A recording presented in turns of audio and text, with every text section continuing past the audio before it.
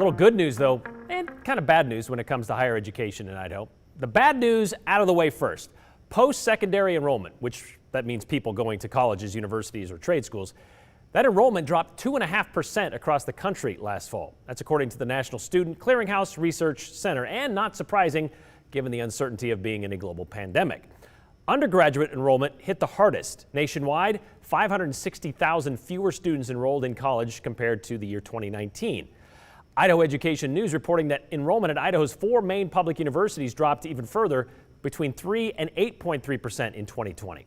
Okay, so now the good news. Yesterday, the Idaho State Board of Education agreed to not raise tuition at all of Idaho's 4 public 4-year colleges and universities, which means for the second consecutive year, there will be no tuition increase for in-state students. Boise State University's in-state full-time tuition will be about $8,000 for a year. The University of Idaho, a little higher, $8,300, with an additional $36 added for increased student activity fees.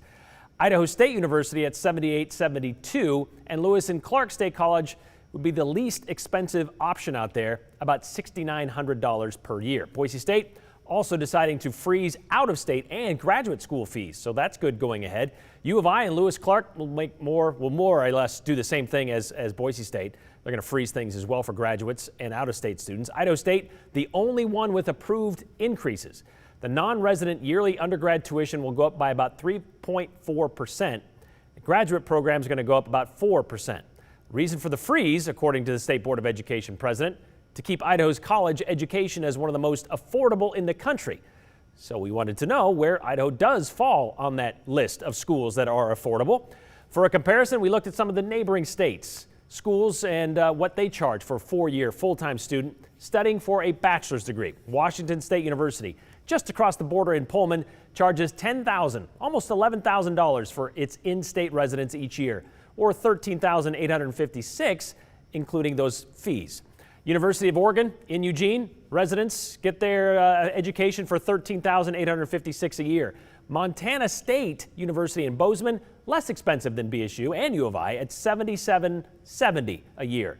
So is the University of Wyoming, a little bit cheaper, only $57.91 for 2 semesters. Again, those numbers for all in-state students, tuition for in-state students, and what is currently listed as the price tag on each of those schools' websites. Idaho is one of the most affordable states in the Northwest to get an in-state education, higher education. But here's another thought. If you're working a job for a national minimum wage, $7.25 an hour, which is also Idaho's minimum wage, and you had no scholarships or financial aid, it would take you more than 1,100 hours, 1,112 hours of work to pay for 1 year at BSU. That's about 20 hours a week of work for a full year. And that doesn't include room and board, textbooks, or living expenses. Of course, that wage is before taxes also.